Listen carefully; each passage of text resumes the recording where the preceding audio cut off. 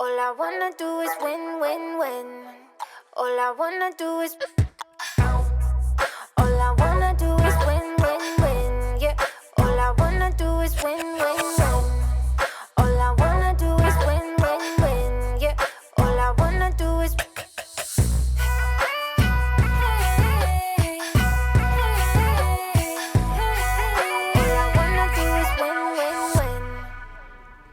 Welcome to the 2026 Women in Sports Special. I'm AJ Howell. We've had the privilege of celebrating International Girls and Women in Sports Day with the show dedicated to just that for the last few years. And we've got plenty more inspiring athletes from the area to introduce you to this time. Women have been told they can't do that many times, and there's still areas the female population is looking to continue to break into. Football is a hot topic and one that's drawn lots of attention in recent years. Some impressive athletes close to home shared their thoughts on their role in the sport. Why do you like flag football? Because I score touchdowns. Why else? What's not to love about football? Now girls in Spokane are migrating from the stands and sidelines to stardom. Oh my God! I didn't exactly expect that to happen. My first year I played wide receiver. Not for you? Not for me.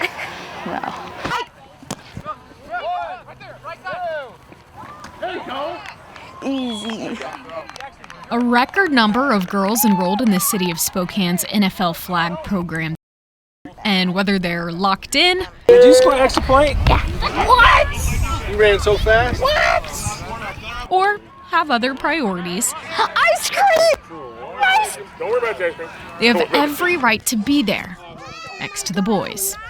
Sometimes it can be awkward, but most of the time it's nice because they respect me and I respect them. It doesn't really matter how many girls or boys there are, as long as you guys communicate and talk it out and stuff. I think it makes it more fun because you can show that girls can also play football. Yeah, I think it's more fun because you can show that boys aren't the only gender that can play. Flag is set to debut as an Olympic sport in the 2028 Games in Los Angeles, but closer to home, its status is evolving. This school year will be the first with flag football as a WIAA-sanctioned sport. But schools have the option to participate or not. Leaving, Sophia. You got this, girl. You got this. I'm just not used to this field. For the GSL, the 2025 to 2026 school year is a no-go. There may be intramural opportunities to measure the interest level. The Mid-Columbia Conference will not participate officially this year, and the Big Nine boasts just one team. That's Eastmont. In Oregon, it was an emerging activity last season. To be sanctioned, they need 50 schools after 2 seasons. Last season, they had 47. In Idaho, it's not official, but there's potential. The IHSAA saying proposals must come from a member school and reflect strong existing participation across multiple schools in Idaho. The IHSAA board typically considers new activities only after they are well established at a variety of its member schools. We encourage supporters to work with local schools to build interest. Let's go, Patriots! Let's go! The girls we talked to seem happy with the opportunities they have, but as they age out of certain leagues, their time on the field could be running out. My sister goes to Ferris and my sister showed them some videos of me and they said that they're waiting for me for high school. Yeah, I feel like it could be fun, especially with all girls, not just a mixture of girls and boys. Fun. It'd be really fun. I'm just surprised they let it in. I'm really happy they let it in high school. Whether they're 4 seasons in or just getting started. My grandpa brought it up to me, and then I looked more into it, and then I just was like, yeah, I'll try it. My uncle showed me. I brought it up to her. I started asking my mom in 5th grade. Women supporting women. She's faster than me, and even when she's younger than me, she's still faster. With a bright future on or off the field. Only girls could be on the news. Everyone. On the court, one Mead Panther turned Zag is living out a Hooptown USA kid's dream. Noah Schmidt caught up with Teryn Gardner, who is back in Spokane and making a name for herself. Ever since I grew up in Montana as a little girl, the dream was always to play at Gonzaga. And so Gonzaga is a pretty big name in Montana. If you play there, you're the coolest person ever. I always loved watching Jill Townsend. She was a really good player. Loved her. And then also Jill Barta. Like, I went to a little high school camp in Montana one year, and she was there because she's from Fairfield. She gave me her practice jersey and like with it signed and everything, and at the time, like, that was just the coolest thing ever. Like, I had dreams of playing at Gonzaga. I just got this previous player's practice jersey. Teryn Gardner seemed destined to be a Zag. Moving from Montana to Spokane for high school, she led the Panthers to 3 straight top 5 finishes in state basketball. She won state on the Mead 4x4 relay team, all while being a class valedictorian and even an SWX Student Athlete of the Week. We really liked Teryn in high school. Of course, being a Mead athlete, I had some like personal love for Teryn. Also, she's a soccer kid, so like I really liked Teryn early on. Yeah, I think that we kind of caught on to the bandwagon a little bit late.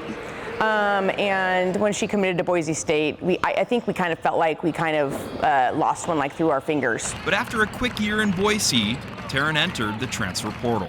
The last year wasn't what I was expecting, and so to come back here, like to be playing here, it's still, I think about it every day. Like, it is insane how surreal it is and how blessed I am. And she's made an immediate impact, already starting once this season, but also being a key bench player, making plays on both ends of the floor.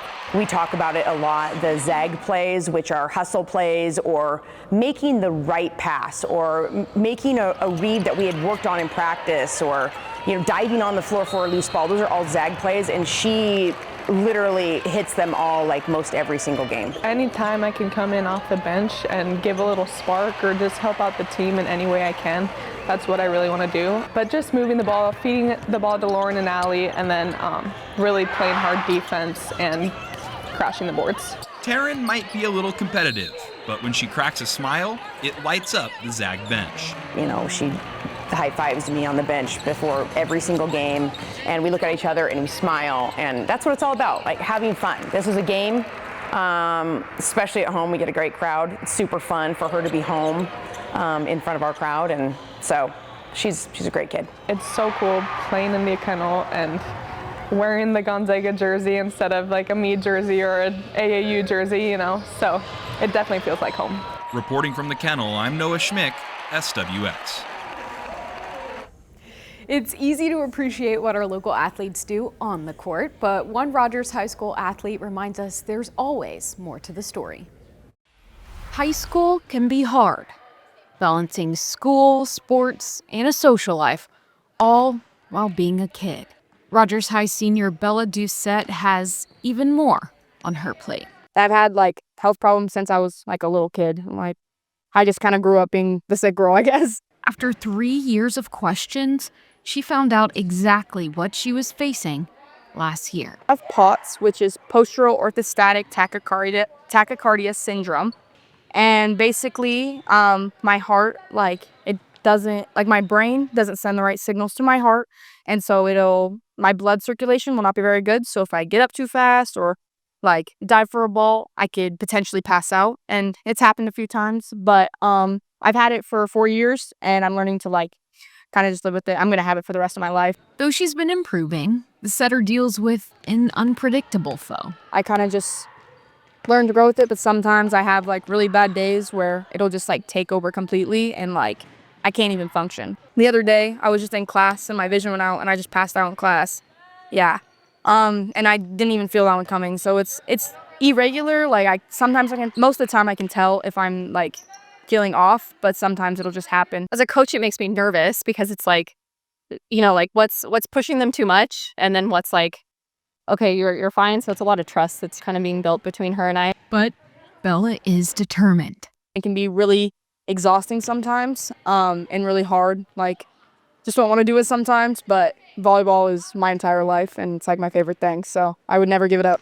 A multi-sport athlete, she plays softball still, but was forced to give up wrestling due to her condition. When they told me, I just broke down, and because my brother wrestles, my all of my cousins wrestle, and I just wanted to be the only girl in the family that did, and I was really good at it, but it was just to the point where I couldn't do it. The team captain was inspired by her coach Gabby's story. She also has a heart condition, and she was also a setter when she was in high school, so she understands like how it feels, and like if I'm having a bad day, she knows to like just like let me sit down, take a breath, knowing that she could do it, you know, like push me to be like, I can do it too. Like if somebody else can do it, like why can't I? And I wish like everybody thought that way.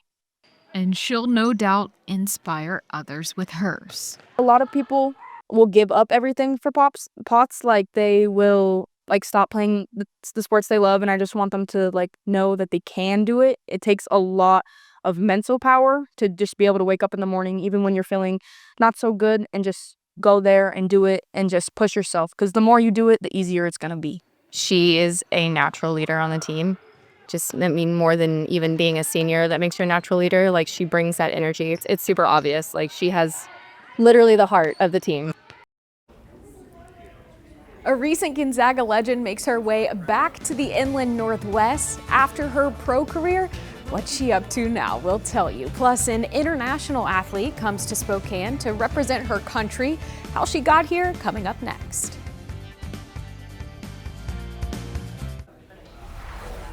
Welcome back. The thing about sports is at some point they come to an end. Whether it's a game or career, there's always a final buzzer. One former Gonzaga Bulldog didn't miss a beat when she went from the three-point line to the sidelines.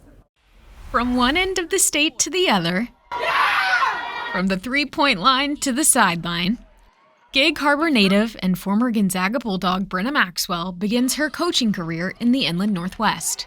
I have family here. My whole mom's side of the family's here. She grew up in Spokane, so it's awesome to be able to be this close to family. It doesn't feel like I'm so far from home. It kind of feels like my second home already. So that's been great. I got to see my old coach, like Coach Lisa. I had to get my Sweet 16 ring. You know her for her quick release from beyond the arc in the kennel. Now her home is Reese Court, where as an assistant coach, she's helping to call the shots instead of take them. I kind of got thrown in the fire, which was honestly, I appreciated, because I was able to learn quick and a lot of different things. So I kind of have my foot, it's a little different of everything.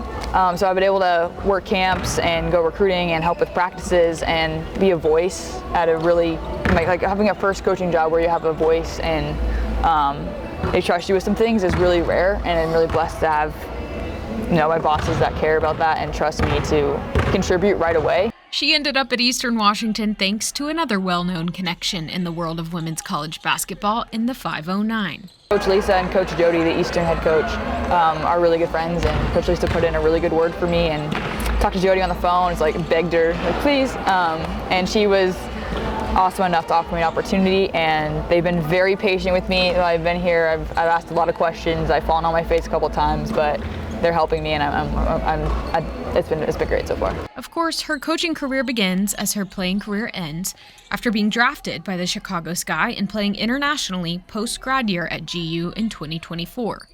Such a surreal experience, because we went from playing at Sweet 16 to having our team banquet to 2 days later me getting a call that I got drafted, and no one, especially myself, didn't think I was going to get drafted that high. My agent was playing it so low-key. He was like, maybe you get third round late. And then I actually didn't even watch the draft. I was just sitting in the gym, like praying and shooting, and I got a call, and I'm like, okay, maybe it's late third round. He was like, you're 13th, and everyone was, you know, super excited. It was a really cool day, and then got to go to Chicago, had a really good experience. I did get hurt, which was unfortunate, but met some really cool people, and then got to go to Spain for 6 months, which if you get an all-expense paid trip to Spain, you take it. It was just a really cool experience that I'm glad I did, and I learned a ton from. Brynna got the opportunity to play internationally, but what about the athletes worldwide that come to compete in the U.S.? One came right here to the Inland Northwest. Passion, joy, athleticism. All things 17-year-old Sophia Kelmer exhibits as a professional table tennis player. Sometimes I text my friends and they said, oh, can you go to my birthday party? And I said, no, I'm going to be in US, I'm going to be in France, so it's crazy. And by France, she means Paris 2024, the Olympics. It was my dream come true. I always said that my dream was to become an athlete, and I passed through a lot of sports. Like in some time of my life, I would like to be a soccer player, but then I realized that I couldn't do it. I practice every day. It's just it's just a pleasure to represent my country. Sophia is from Brazil, born prematurely at 7 months. The doctor said to my mom, "Oh, it's a miracle. Your child doesn't have anything." Her physical therapist mother noticed signs later after working with babies with cerebral palsy. And when we realized that I had amplegia of the right side, she said to me, "Oh, you need to do sports." Now I am a person very different than I was before start playing table tennis. I just feel so more confident, and I just feel like I can do things that I couldn't do. She started playing in school at age 11. Dad, I'm already won the nationals. Can I go to an international one? And playing internationally at 13. I have a sentence that I love Toy Story movie, and it says like to infinity and beyond. When I was little, my dad and my coach said, you need to go to infinity and beyond. You don't need to stop. Doesn't matter what you achieve today. You need to just go push yourself to higher level. A father-daughter bond. He doesn't know how to play table tennis, but he did the classification coach so he can be here with me. That's gone on the full roller coaster of being young, being an athlete, and being a woman in table tennis. I started playing just with men's, just with boys, and I still play a lot of men's, and it's kind of different because I think that the sport in general is growing up with the time. She realizes her life looks different than most of her peers, and what's meaningful about that. You can do this, Sophia. How it's possible? You are my age and I'm here just studying, just going to school. When you went to Paris, you got a bronze medal in the World Championship when we was 14 years old. So they said to me, oh, it's amazing how you are brave, how you cheating our dreams. So it's a very good thing for me being an example, because medals get passed through for the years, but the example that you pass through the others, it's gonna be forever. So for me, it's just a pleasure to be as an example for the girls, for the boys, for the Paralympic ones. If it wasn't the sport, I wasn't here. So I think it's sports changing life and save lives.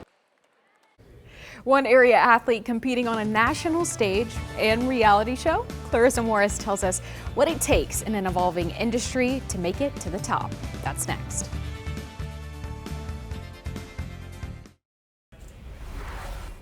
There's so much more opportunity to compete than many of us realize. One Spokane area athlete shows us not all the action happens on a field or court. For some, it's a show to binge.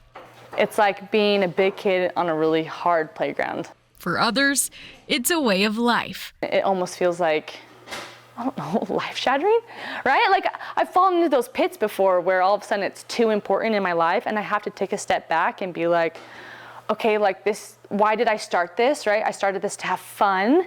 Clarissa Morris grew up a gymnast. About 4 years ago, people started telling her to try ninja. And I was like, what is ninja and how does someone like do it? She's like, try this, and I would do it. And then she's like, okay, now try this, and I would do it. I think I found like my thing. 4 months later, Clarissa went on American Ninja Warrior. The first season didn't go so well for her, but the second, she made it to the national finals. She just wrapped up her 4th. I didn't do gymnastics in college, and I really thought that like my athletic career was over. And it was actually really hard for me to process because I felt like I still had so much passion to give towards something. And so I was so grateful when I finally found this avenue where I could be competitive and I could still go out and like learn a new thing even as like an adult. Strength training 5 times a week and ninja-specific training twice a week. It's more than the show. There's multiple leagues with competitions almost year-round. Clarissa competes in about 8 to 10 a year, and she has an audience everywhere she goes. My kids are watching me, so like, what do I want this to look like from their perspective? I think it's really cool to like see how she's been doing it for so long and how much she like improves. It's just fun just watching you like swing and then do lots of stuff. What do you think about all our flexing? It can be a small community, Clarissa estimates there's about 15 kids in the area actively training. She dreams of opening her own ninja gym someday. I think it's really fun to compete. I think it's fun seeing other girls my age do ninja. I feel like so many times we limit our mindset into thinking like we're too old for something or we're past our prime. But I think if you're really willing to put in the work, like you can do stuff way longer than you think. When I think about my future, I always envision like ninja still being a part of it.